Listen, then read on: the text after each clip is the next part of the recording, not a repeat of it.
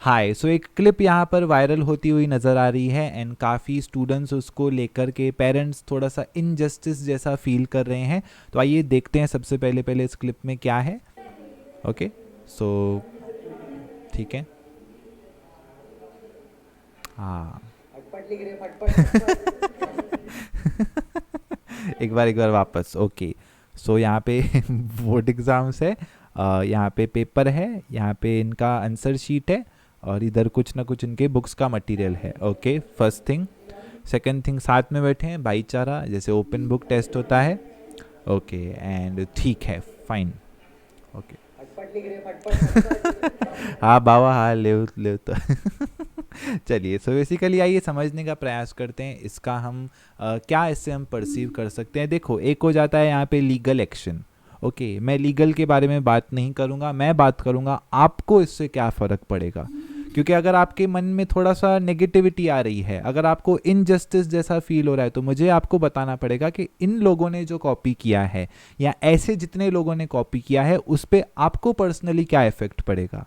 क्योंकि अगर आपको पर्सनल लेवल पे इफेक्ट नहीं हो रहा है तो आपको एंग्जाइटी, स्ट्रेस, इनजस्टिस जैसा फील नहीं होना चाहिए।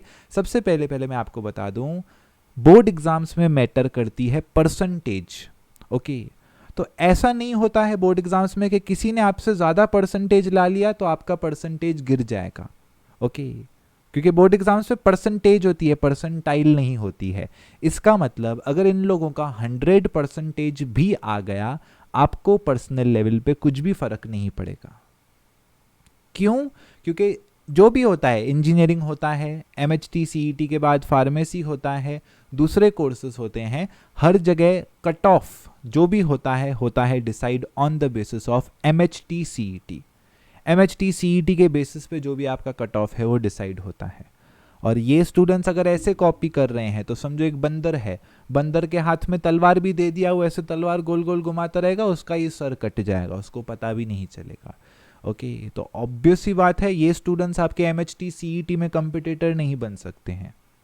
ओके, क्योंकि आपने तो मेहनत किया है, आपने बोर्ड एग्जाम्स में पढ़ा है, खून बहाया है, खून।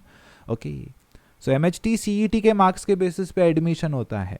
ओके, तो एडमिशन अगर उसकी मार्क्स के बेसिस पे है तो आपको टेंशन लेने की कोई ज़रूरत यहाँ पे है ही नहीं। बोर्ड एग्जाम्स की मार्क्स अगर मैं आपको बता दूं, कुछ लोग कहते हैं सर बोर्ड्स की मार्क्स तो सिर्फ बर्थ डेट के काम आती है। हाँ, अगर आप आगे चले जाओगे ज़िंदगी में और पीछे मुड़ के देखोगे तो वो वैसे ही काम में आती है, बट बोर्ड एग्ज़ाम ज़रूरी हैं। क्यों ज़रूरी है? क्योंकि MHT CET में पहले थ्योरी आपको आना चाहिए, थ्योरी आता है फिर आप सम्स कर सकते हो। अब इन लोगों ने यहाँ पे थ्योरी तो ऐसे कर दिया है तो इनको तो सम्स होंगे ही नहीं, कर चाहे भी तो भी नहीं कर पाएंगे क्योंकि इनको थ्योरी करना पड़ेगा। तो जब MHT CET का टाइम आएगा, आप लोगों ने अभी बोर्ड्स कर दिया है, थ्योरी आपकी हो गई है, आप लोग सीधा सम्स करोगे, फिर आप सिर्फ सम्स पे फोकस करोगे।